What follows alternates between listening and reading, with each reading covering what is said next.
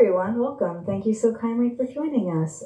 Welcome to Green Apple Books on the Park. My name is Cara Johnson. I'm the event coordinator for Green Apple, and I'm delighted to introduce tonight Jenn Shapland to celebrate Jenn's book, Thin Skin. I saw some people getting ready to clap, and it's perfectly appropriate to do so at this moment. Yay! Jenn is joined tonight by Isaac Fellman. We can give a hand for Isaac as well. Appreciated. Thank you everyone for joining us both in person and online. Hello online audience. We're broadcasting from San Francisco. We are on unceded Ramaytush Ohlone land, and we hope that you join us in our pledge to turn that acknowledgement into action by donating either your time or monetary means to an Indigenous organization every time you hear, or in my case, speak a land acknowledgement. I have very brief business before we get to the heart of the evening. Now's a good time to silence your cell phones if you have not already. Please do check out our event calendar online at greenapplebooks.com. We have a really great season ahead of us, including the event that you are currently attending. So if you are, I can't say that we have any other archivists joining us in the coming season, but we do have other really great stuff coming up as well. The restroom is behind us. It is available after the event, not during the event for obvious reasons. It's available to attendees of our event during event time. We just try and keep the space for my colleagues, as they don't really have another space that's off the sales floor during the day. But when you're here for an event, want you to be comfortable, want you to be able to use it. So it's behind us, you can use it later. Thank you for being cool about it. We have books from both of our authors available here for purchase this evening. You can find them at the front register. Are you folks willing to sign them after the event? They're going to sign them after the event. If you've been here before, you've definitely heard me say that when you buy books from us, not only do you support us as an independent bookstore, you support the authors who put so much work into writing these books, and then you get to have a book. So if you are able, we always appreciate it. Thank you so kindly. Without further ado, I'm going to go ahead and introduce the two writers who are joining us tonight. Isaac Fellman is the author of Dead Collections, which I foolishly do not have available this evening, but I think we'll be okay. You can always order it from us. It's really good. And it's very good. You heard it here first. Isaac is also the author of the novella The Two Doctors Gorski. Isaac is named for a loud family song and for the concept of laughter. And in daily life, Isaac is an archivist. Let's give a hand for Isaac Fellman. And last but most certainly not least, Jenn Shapland's first book, My Autobiography of Carson Colors, was a finalist for the National Book Award and won the Lando Literary Award and the Publishing Triangle Award, among other honors, and has been translated into Spanish, French, and Polish. Shapland has a PhD in English from the University of Texas at Austin, and she works as an archivist for a visual artist. Her book, Thin Skin, is the reason we are here tonight. Let's give another hand for Jenn Shapland. And I'll let you folks take a look. And choose which chair.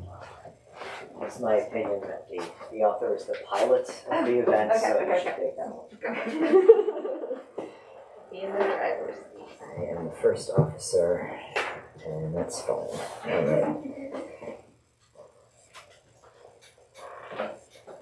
All right.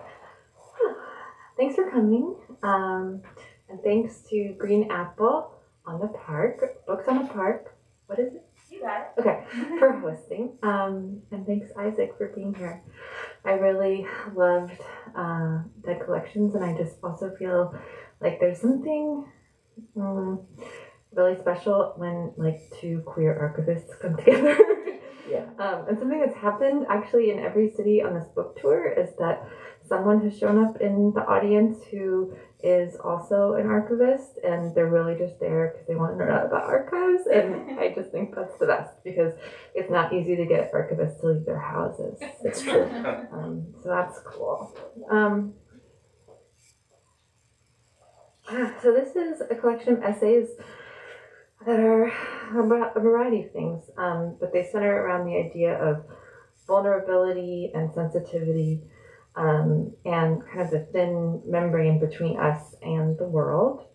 So I'm going to read a little bit before Isaac and I talk from an essay in the middle of the book called The Too Muchness. I don't think it needs a lot of introduction because I'm just going to read the beginning, but we'll probably talk about it a little more too. Okay. The Too Muchness. The moths. We were surrounded by sweaters. In the air, I caught a whiff of grandparents, the elderly, conjured by damp wool and mothballs we'd never use. They poisoned the cats. The scent must have stowed away in the thrift store sweaters. Regardless, the lingering chemicals failed. The moths got everywhere and ate the high ends and personal faves, holes on holes. They loved cashmere most. Upstairs in our loft, which had previously been our landlady Fran's tapestry studio, the turquoise floorboards had disappeared under all the clothes. The too muchness was up to our knees.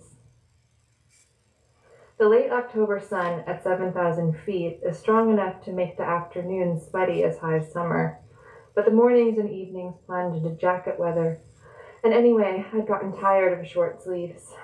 I love that moment in the year, switching my clothes over, and the opportunity to sort, to discard, to pare down, to reconsider. For months, I look forward to pulling the bins of winter clothes from the back of the closet, opening them and seeing all the sweaters and corduroys and scarves I've forgotten about. A breath of fresh air, a chance to reclaim dormant, wintry aspects of my personality, as the spring switch ushers in airy, lighter, sunnier selves. Stacking the sweaters on newly cleared closet shelves, at first we didn't notice the moths. Their residues left clues, unremembered holes in a sleeve, a conspicuous amount of dust at the bottom of the bins. Then one flew up from Chelsea's Mexico City cardigan, a big cream and red and orange patterned shawl collar with a tie at the waist, good for clutching to your chest while making coffee on cold mornings. We didn't see where it went, the beige flutter, but it headed toward the closet. After reading online that their eggs nestle in the very fibers of our knitted winter skins, my first thought was burn it all, the clothes, the bins, and start over. Instead, I kept reading and learned that freezing the sweaters for 48 hours would kill the pernicious moth eggs. So then I cleaned out the freezer, too. Old hamburger buns, stale Christmas cookies, frozen fruit no longer recognizable. In my house growing up in Illinois, we had 3 freezers. My mom froze everything, and dinner often involved a thawing stage. This is a comment not on her cooking, but on her extreme resourcefulness, which I attribute to Catholicism and hard-scrabble Midwesternism, and which I know lives deeply and unalterably in me. My freezer is packed with things we'll never eat, because when I'm not sure what to do with something, I freeze it. I keep it, whatever it is, imagining some future time when a use for it might emerge. It's never felt clear to me what to keep, what is useful, if usefulness is enough. When I'm out of town, Chelsea goes through the freezer or the cabinets without telling me, to save me from the process of witnessing the process of throwing things out. No matter how necessary, throwing things out, even thinning the sprouts in our vegetable garden, registers in my psyche as violence, a separation, a loss. The moths, however, felt unfair. They were eating holes in all our clothes, making us look shabbier than we were. And to begin with, in the era of the moths, we were underemployed freelancers in secondhand sweaters.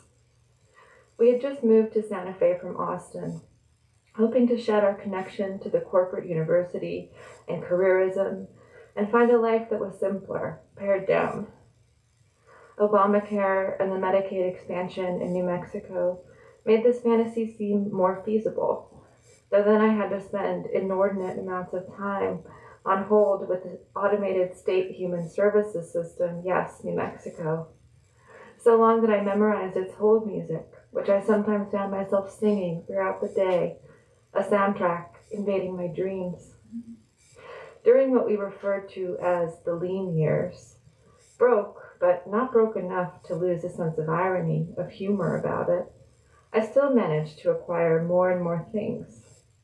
Too many funny secondhand shirts from the men's or boys' sections at Savers, piles of clothes from new friends trying to Marie Kondo their homes, clothes that I made myself, an attempt to corral some of my desire for new looks into a time-consuming project, to slow down the time between a want and its fulfillment.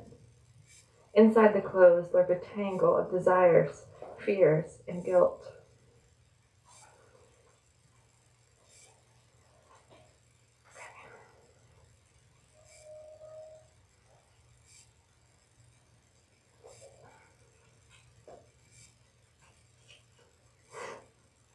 In our loft, none of the closets had doors, an unusually common feature of homes in Santa Fe.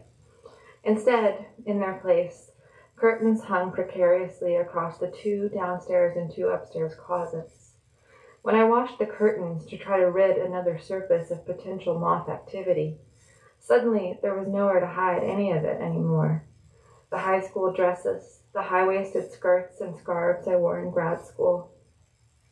The same was true of my relationship. Chelsea was there and willing to see and be with all of me, but I wasn't ready to see or reckon with these contradictory styles yet. With the curtains off, I was fully uncloseted, exposed in all my excess. During the worst of the moths, we were sharing sets of microscopic wasp eggs with our Zen friend Susan.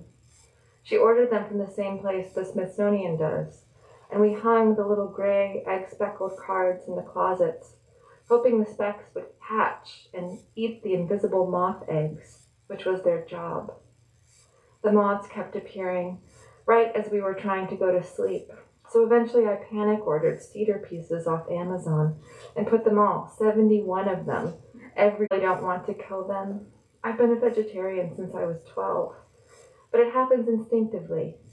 I'm so mad at them. They made me buy stuff for my stuff, and I already have too much. The moths are a sign of the dark side of excess, deterioration, decay. All my stuff food for bugs, like my body will be someday. They may well have originated with Fran and her tapestries, but they came for us, and we must contend with them and their significance. Why do I have so much and buy more? Am I greedy and materialistic? Am I wasteful? Or am I just swimming through so-called late capitalism? Maybe I should get rid of my copy of Postmodernism or The Cultural Logic of Late Capitalism while I'm thinking about it. If you ask the Buddhists, attachment to material things is a sign of ego and self-attachment, which basically amounts to a curse. For Hindus, restraining from greed is one of the core yamas. Jewish tradition underscores satisfaction with what one has. Islam has a charity requirement that is meant to deter acquisitiveness and wealth hoarding. And the Bible warns about the moths.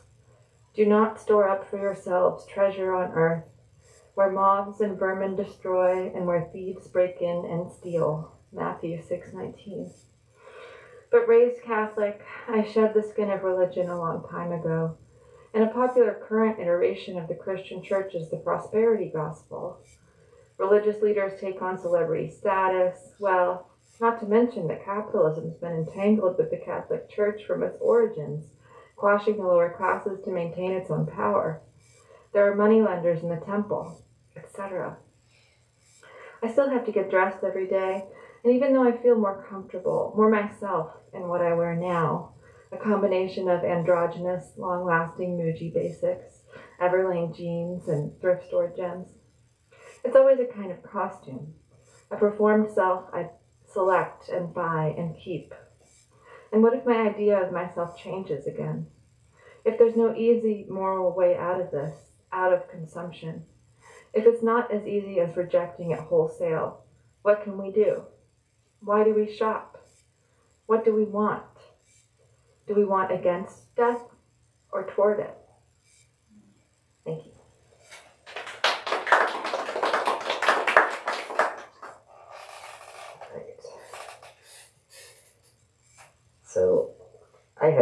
many a thing that I want to know. Oh, good. So, I just wanted to start by asking about archives a little bit, just because the contradiction at the heart of our shared unusual profession is that we're sort of trying to imagine a future when we're also made to be keenly aware every day of like decay and how quick it is, and how many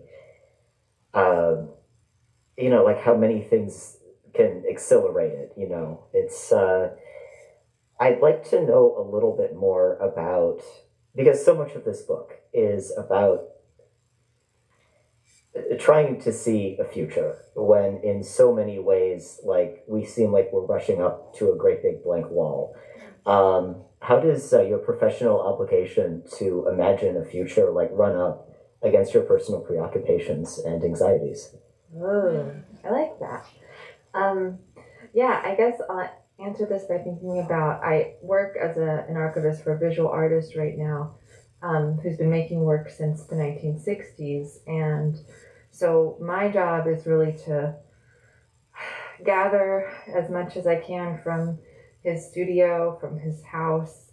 He's still living, he's still working, he's still making work, so that adds another layer of strangeness to it. But to gather letters and documentation of work, and to research them, and to find out as much as I can, gathering catalogs, things like that, trying to piece together like every scrap of anything that exists relevant to his work, and then preserve those things, but preserve them only so long as we keep and store them. Eventually they'll go to an institution who will do kind of a much better job at this than I am. So it's like I'm this weird way station on the way to the institution. And so I'm constantly wondering, like, what is the point of what I'm doing? And I'm also, witnessing friends and family members aging, and kind of like they're almost going through their own same version of this process, going through their homes, or kind of getting rid of things, or trying to figure out what they want to save. And I just kind of constantly aware of the strangeness of what it is to try to kind of preserve every little scrap that this artist ever touched, as though it is like monumentally valuable to the historical record, which it is. And then at the same time, first, a lot of the stuff is already deteriorating greatly due to the kind of the way that this artist's studio is like already being reclaimed by the land around it, like as it continues to be in use.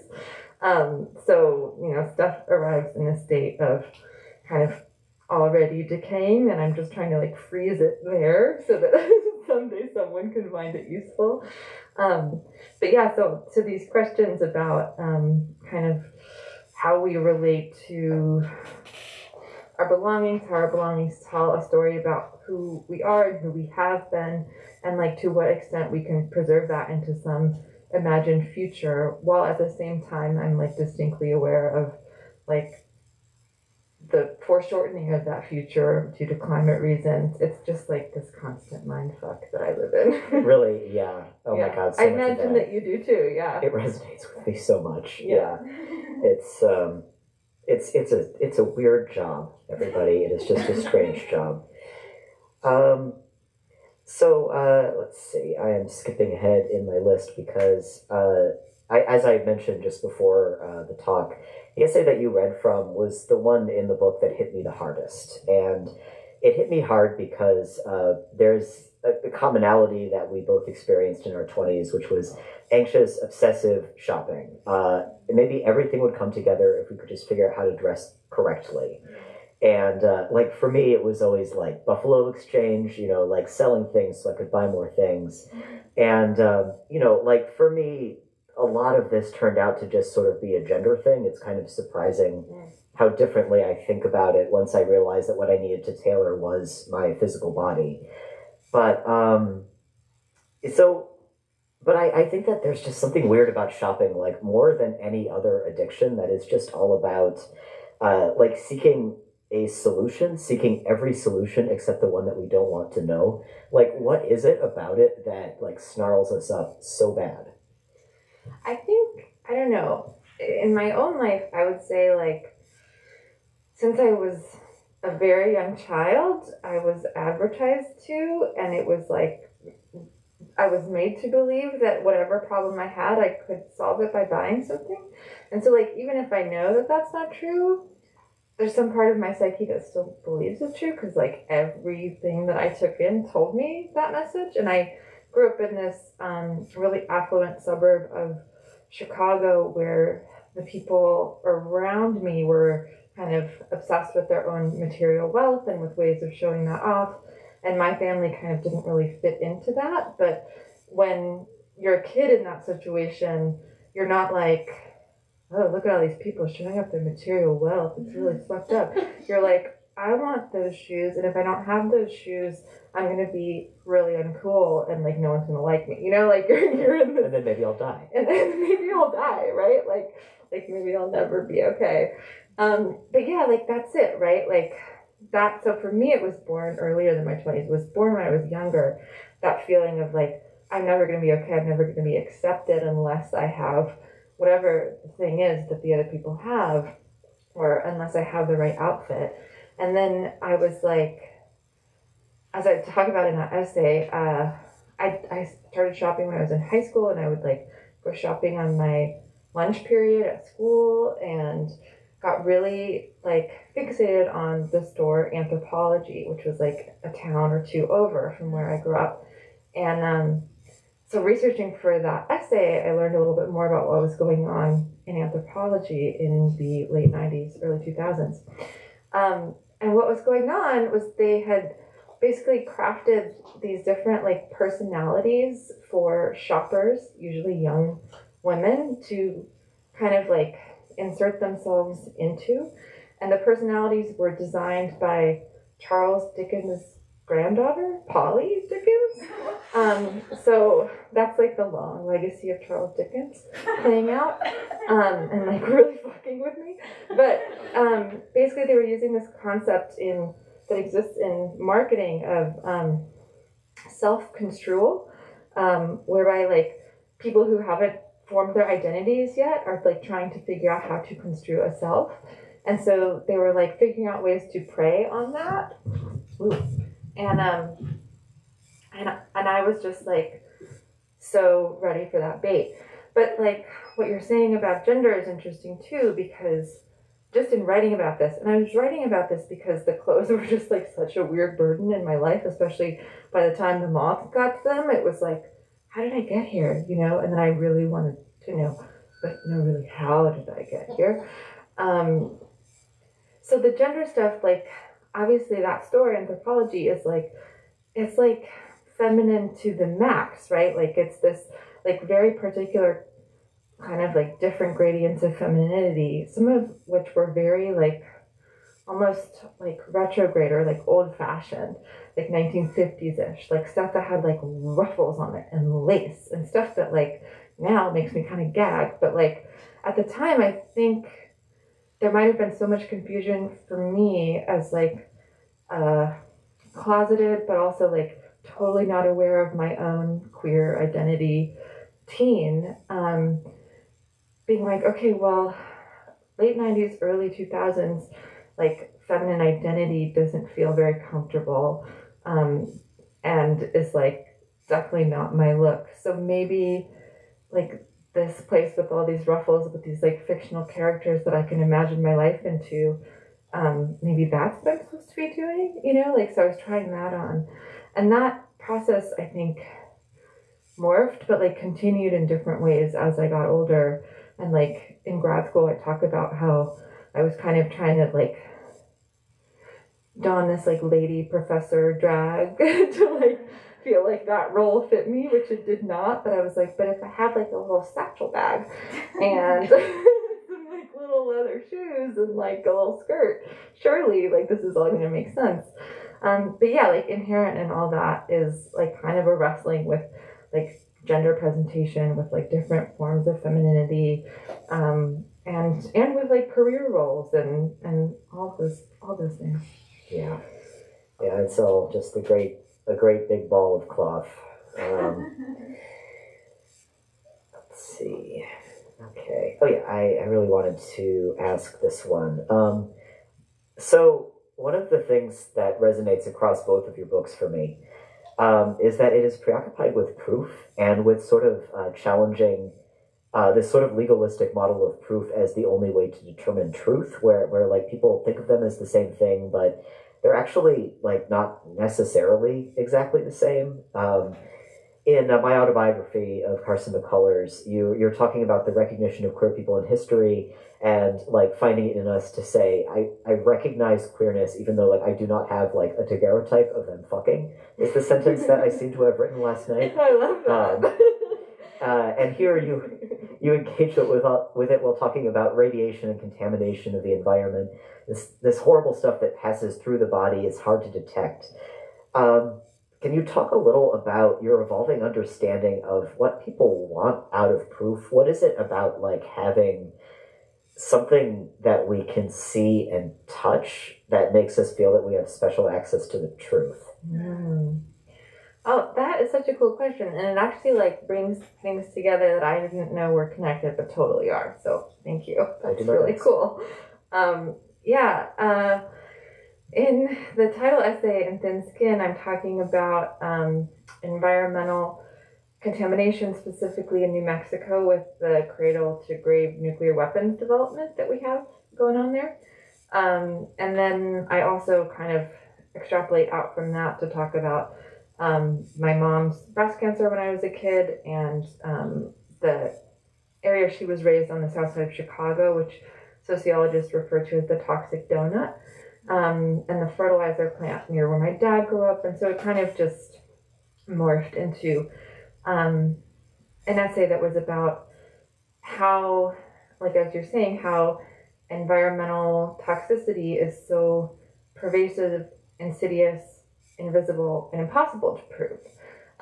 And so even in the case of like in New Mexico, for example, with the uranium mines that have been closed for decades, but that don't have markers or signs on them to let people know that they're radioactive. So there's just these kind of like open radioactive spaces on, for the most part, native land that have been making people sick now for generations.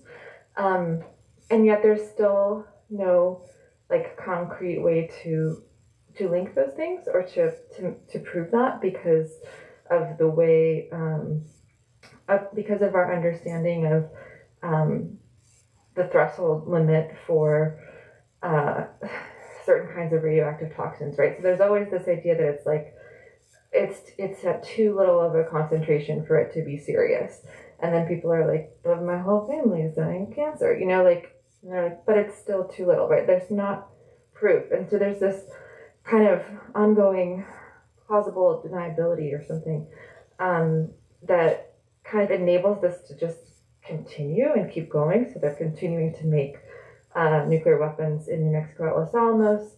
They're now enriching uranium in southern New Mexico, not far from where they're storing the radioactive waste, but there's actually not enough room to store it there. And then like right around that whole area, they're just like fracking it to hell. So like earthquakes, it's a really bad idea. And I think I became really fixated on, that sort of like invisible, unprovable, insidious cause that I think we are all deeply aware of on some level, even if we're not talking about nuclear contamination, just talking about the toxicity of our everyday environments. And it's been interesting to me on this book tour. I keep getting into these like very deep conversations with my Lyft drivers. Because it turns out if you say you're on a book tour, then you invite a lot of questions when you get into a Lyft. So it's just been interesting for me to see in people in different cities, in very different walks of life, all have something that they latch onto when you mention toxicity and some way that they're trying to cope with it in their own life. And some like set of beliefs they've formed around it. So like there was the guy in LA who was like really adamant that I get a filter for my shower head because of the chlorine, and it's like we're all grasping for like some way to feel in control and some bit of information that feels like concrete, but it's this like constantly moving target. I don't know if I'm answering your question, but those are the things that made me think of. I mean, my question was really like, so what are the things that this makes you think of? Oh, And cool. so it's Nailed it. nailed it. Yeah, exactly. Just as an aside, I don't know if this is a question, but at least I have the saving grace of it not being a comment. There is a huge amount of archival material at my work, which is a queer historical society, about lesbians who are really at the forefront of disability activism and specifically about chemical sensitivity stuff. Mhm. And like queer people are way ahead on this kind of thing. And like I'm reluctant to say what's the answer because like I don't want to resort to, oh, especially, like queer women have more connections to their bodies. I have met so many queer women who did not. But like I know their bodies exist. have you noticed this? Is this a thing? Why is it a thing? It is kind of a thing, and I don't know if I know. I kind of speculate on it because I write a bit about Rachel Carson, environmental writer in this book, who had a long-term partnership with a woman, and I speculate that like maybe something about the invisibility she felt about her relationship and her identity, which she didn't really ever fully name even to herself, as far as we know, like fed into her ability to see the like invisible evidence of contamination in the environment and to believe like, oh, I think we're all like slowly but surely being poisoned before our eyes and like things are moving up the food chain. Like that maybe it was easier to believe that because she lived this kind of, a different kind of invisible life. But I think that's really just kind of me trying to make sense of it. I don't know. No, it makes so much more sense to me than like any other speculation that I've had. It's just it's not so much that we can see the invisible, it's that we know what it's like to be invisible. Mm-hmm. So yeah, so I was going to ask, oh yeah. You speak in the book about, quote, that hopeful lateness of late capitalism, how we long to mourn it, to let it go so that we can miss it. It was a really arresting statement for me. It made me think of zombie movies and like these like ecstatic fantasies that zombie movies offer us of just getting what we deserve in various ways. And zombie movies are also so much about a world where everything's free and most of it is useless. What is this fantasy about consumerism going away so that we can miss it? What is it doing for us? Like, why do we long to experience the ultimate consumerist want, which is for consumerism itself to go away so that we can want it again? Yeah, I don't know. I got, like, as I got deeper into that Moth's essay, I ended up, like, in bunkers, like, with the bunker people who are preparing for the end times. Not literally, just in my research and in my mind, I was with them. And I was like, what does it mean? Like, there's always been this kind of human impulse to think about the end of the world, to think about the world ending, to imagine that and to conceive of it and to, even maybe conceptually plan for what that might be. But like we're living in a time when people are like actively preparing for it and like building their whole lives around preparing for it and buying these spaces where they can like ride out the apocalypse. And I feel like a few things are going on there. And like one, to me, and again, this is just sort of like where I arrived after reading a lot about this and thinking about it for a long time, but it feels like people might feel just really guilty about the world that we live in and the way that the way that human impacts have taken shape on the planet. Like we don't feel good about that, and so there's this longing for it to go away, like for there to no longer be evidence of what we're doing and what we've done, of that, feeling of accumulation, of stuff, of waste, just like wipe it out, clean slate, right? Like that desire. But then there's like equally a desire to, and like I relate that in the essay to like the obsession with like minimalism and minimalist spaces, and just like if you could just have, your house would just be like totally empty except for like the 1, 2, like 3 things you need or whatever, like that vision, which I think is an interesting kind of an ongoing thing that's happening in late capitalism, is this desire to like appear as though we have less stuff while also still having everything we need, like at our fingertips. But the other thing I think is going on is the desire for the clean slate, but then the desire to occupy it, like the desire to survive the apocalypse and then kind of like emerge from your bunker into like a pristine new world, which is like, if you really like think about that for a while, is like a deeply genocidal wish. Yeah. It's like incredibly dark, but it's not like anyone kind of living that fantasy or you know, in those books, in those movies, right, about different versions of the end of the world. It's not like anyone's imagining it like, and then we're really gone and it's over. It's always like, and then like, you know, this many people live on and make a new world somehow. So there's like hope in that, but it's like a very destructive hope. Yeah. And I'm sorry, I was just looking at my question list again. I wasn't like checking my phone during that insightful remark. Yeah, it is a really genocidal fantasy. It's really bleak. It's just you can just tell so much about people by like what they want to, the ways that they imagine simplifying and like what they imagine is essential. Yeah. I'm trying to decide if we kind of covered this one earlier when we were talking about archiving and the end of the world. Yeah, I think we actually kind of did. I wanted to sort of talk a little bit more about how one's understanding of garbage is influenced by work as archivists, because like so much of what we work with is ephemera, which is a kind way of saying garbage or materials that were meant to be thrown away. Do I want to? No, it was a stray observation, but I feel like I don't have a question out of it. I'm sorry. I like it as an observation. Yeah, it's one of the many strangenesses of working with old things. Yeah, and I think it's something that kind of runs through this book because like there's like this question of like what to do with all this excess stuff, right? Like, and sometimes it's radioactive waste, and like we don't really have a way to store that properly. So like that question and that like borderline, like even in what I read you, right, like not knowing what to keep and what to throw away, like that's a question that's haunted me for my entire life. Yeah, and I mean it's not a coincidence. I mean, people are drawn to archives for many reasons, but that preoccupation is one. Okay, so you talk a lot in this book about reasons for caring for ourselves, where on the one hand, sometimes we feel like we do not have a right to do that.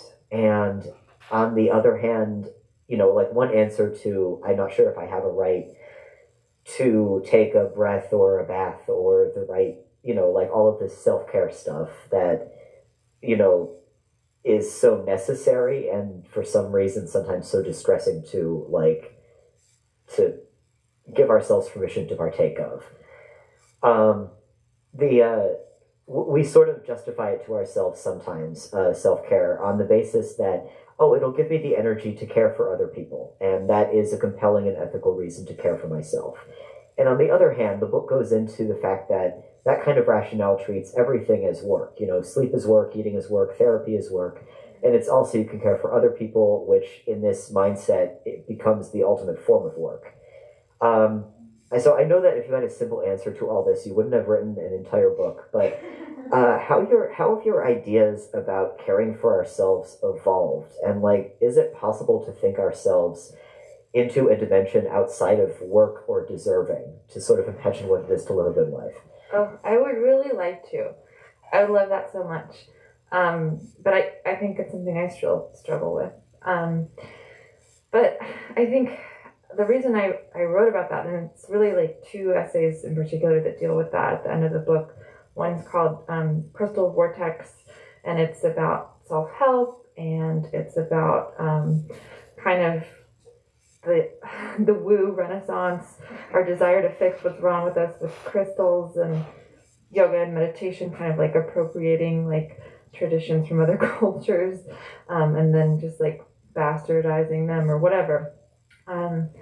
So it's kind of wrestling with that and like, what is the spiritual emptiness underneath that? But then at the same time, you know, like, what does it mean to care for ourselves? Is that selfish? Is that self-indulgent? And like, what do those things even mean? And so there's kind of like a feminist answer there, which is just like no, like caring for yourself, caring for your body should be something that you can do without feeling like you need to deserve it, like you just automatically do by virtue of the fact that you exist. But then to like really dive into that, I wrote a very long essay at the end of the book called The Meaning of Life. That's about not having my decision not to have kids. And I think that gets to it a little further and kind of, for me, at least in my own life, showed how deep the pressure to caretake others runs in me.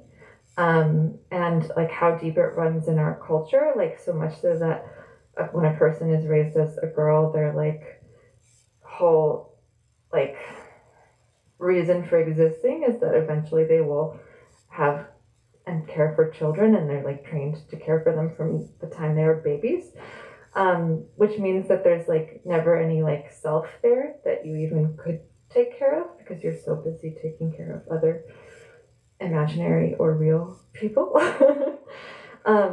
So yeah, I don't have an easy answer to that one. I ask a lot of questions in both of those essays because it's something that I still find really important and really interesting, but it's definitely something I still struggle with. Yeah, it's I think that it's really one of the great virtues of this book and the approaches that you take in it, that you're just not interested in, that there is no settling these questions. Like, to attempt to settle them is just kind of to, it's a game of pretend. But like, you've just sort of got to like look at this sort of entire like sphere of the question from every possible angle, and that's how you know that you've written an essay. Yeah, and write essay means to try. Yeah, it sure does. Doesn't mean to actually do it. You just tried. That's all, right? Yeah, no, it's like it's a thing that. Oh, sorry. I was just gonna say I just tried for 50 pages. Right. Now I'm done.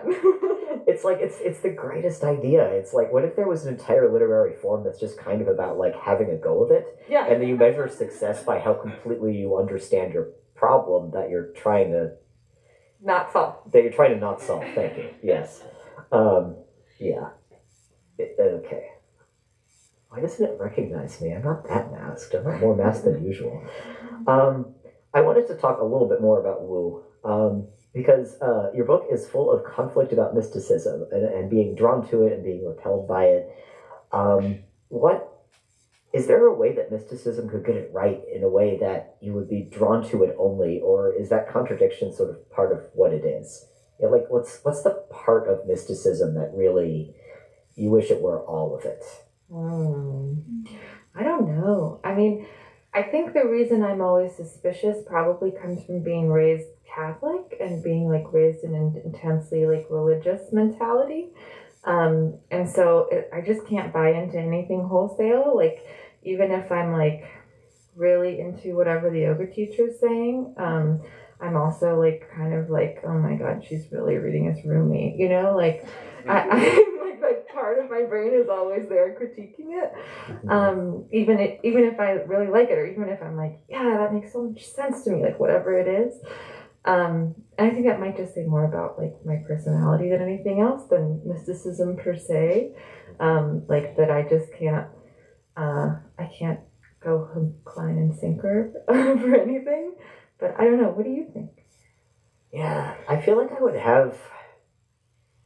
And if tarot actually did predict the future, but I don't know. Like I have a bit in the book that I'm editing right now. It's going to come out in 2025, so I won't bother to plug it. Everyone will have forgotten about it by then. But I'll remember what's it called. Oh my gosh! Currently, it's called As Above, So Below, but it is probably going to end up being called Notes on the Nameless City. My editor and I are debating about it. I like both of them. Oh yeah, no, thank you. Yeah, it's the memoir of a failed revolutionary in the far future, and I just have a bit in there about, well, tarot does predict the future precisely because its function is to give you insight into your own personality. If you understand yourself better, you'll have a sense of what's going to happen. And I suppose what I want out of mysticism is complete self-understanding, which obviously is not forthcoming. It's really... Oh, all right, we've got Q&A sign. It's not that I'm going to stop talking in the middle of this sentence, but I kind of am. Actually, I'm very proud of having borne out, what I have just said by just ending that with So, nailed it.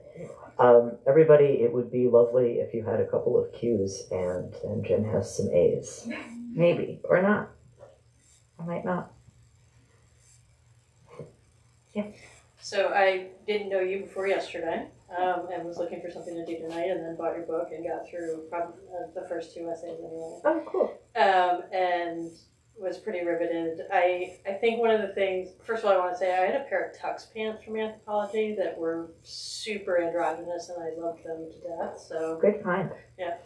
But I guess one of the things that I really loved about the first 2 was how you do the micro and macro in this way that is really seamless. And I think, as I think about it, is something that authors, nonfiction authors that I appreciate the most have this way of doing that I find really powerful.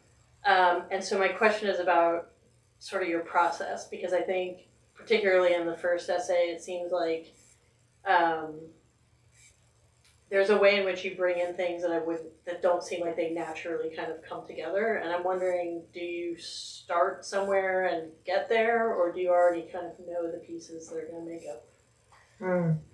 I don't really know the pieces. I always think I do, or I think like, oh, it's probably going to have this many sections and this is what I think they're going to be. But usually the way my process works is kind of crazy. I keep describing this at events and then I'm like, I sound totally just bizarre. But I usually when I'm working on an essay, I'm reading a lot in a lot of different forms, and I'm kind of gathering quotes and notes and thoughts on what I'm reading into like a giant, endless Word document.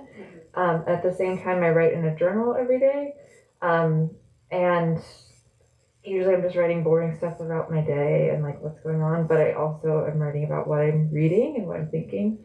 And then several months later, I'll go back to the journal with like 5 highlighters and look for things that seem relevant to what I'm working on. And so then those get added to the Word document with all the other source material. And then I'm like going through that and trying to figure out like what are the things that still feel the most important, or the things I'm still trying to understand, like kind of keep those quotes or notes in there. And then eventually I print all of that out and I cut it all up. And then I try to like sit down with it and sort it into piles based on what I think the sections are going to be in the essay. And that usually takes a few tries because I think it's going to be one thing and then ends up being something else. But in terms of the micro and the macro, I feel like that could be because of the way I'm like merging like different kinds of source material and then also like my mundane observations like quite literally into one document that I'm assembling. Does that answer your question? Yeah, totally. That's an incredibly normal, that's like the most normal process I've ever heard. I'm not even, like, that's just so organized and just, oh man. I wish it were organized. It's like, I'm often reading library books. You're not going to like this, Isaac. I'm often reading library books and then I fold down the corners of the pages on the pages where the quotes I really like appear. But then someone requests the book at the library, so I have to return the book. But then like 10 months later, I'm like, oh, I need to find that quote again. I need to figure out what page it was on. So I have to check the book back up in the library and hope that my pages are still folded down. And I really, I've been doing this since grad school or maybe since college. And I wish at some point along the way I had come up with a better system, or I just did a better job of keeping track, but I don't. And I never have. I'm not a librarian, I'm an archivist, so I'm totally fine. Oh, I'm so glad. I You got can yelled dog your at things. by a research librarian the other night in Los Angeles. He took doing the Lou Sullivan papers. Just, I don't know. Other questions? Yeah. Was there anything in any of the essays that kind of got taken out or left out for space that you're still thinking about or wish had made it in there? Not really. Yeah, I had such an interesting editing process with these essays because they kept kind of getting longer and bigger, and I kept waiting for my editor to be like, no, you gotta be kidding me. Because like essays that get published in magazines are like maybe max 6,000 or 7,000 words, and these are like 18, 19, 20,000 words. They're ridiculous. But she never said that. Instead, I have this wonderful editor, Naomi Gibbs, and she's brilliant, and she would just, like within like a week after I sent her a draft of some giant thing, she would send it back with all these questions in the margins, and the questions were really good, and they were really interesting, and they made me think for like months to be like, how do I answer that? But every time it only made the essay longer, and I was like, well, I have to answer her question, so this is her fault, not mine. But then she never told me like they can't be this long, and I kind of felt like they have to be this long. You know, like there's this, like the only way for me to understand the moths is to like bring in Simone Bay and the bunkers, and like, you know, like I need all of that to actually understand this, and I think she agreed. So I think if I'd had a different editor, if we could have had a very different result, you know. But I'm really happy that they're like these 5 unusually long like novella essays.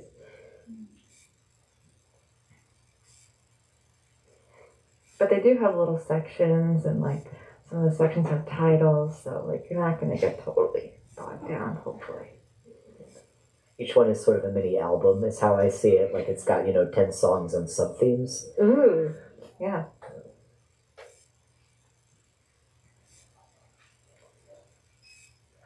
Is that it? Yeah, I mean, I have another one. Oh wait, yeah, no, I. you both have one more. So I feel like you didn't talk a lot about the second essay, which I feel like, Yeah. for me anyway, is something that I'm constantly sort of thinking about in my queerness and my whiteness and at this time in history. And I think I was appreciating what you were saying about the fact that you don't feel the need to answer those questions, but I very much appreciated the wrestling you were doing. And I wonder kind of who helps you with that? Like, are there particular authors you're really kind of, I feel like you managed to walk this really thin line between honoring your own experience as a queer white person, as well as sort of understanding that in light of how we've treated people of color in this world, it's not, that balance is off. And I'm just curious about kind of how you got there. Yeah, the essay that you're talking about, Strangers on a Train, is about kind of the fear of strangers that I was raised with, but also like what it's like to be socialized and raised as a white girl in the suburbs, and like the immense amount of pressure put on you and others to protect your safety at all costs, and to understand your perceived like vulnerability, basically.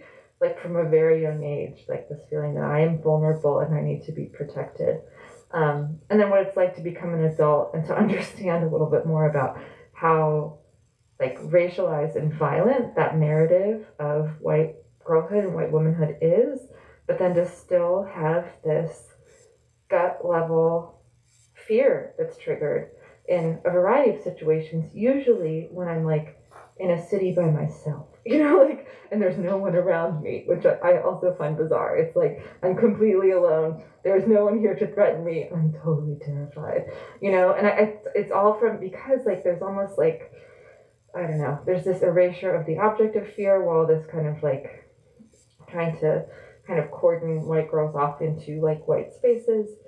But it just felt in that essay like the only way to reckon with that kind of like lingering fear and lingering feeling in my adulthood was to really do a deep dive into the roots of where that fear comes from and like how it has been used throughout history. So like I talked about the history of lynching, which is really like a story of protecting white women, right?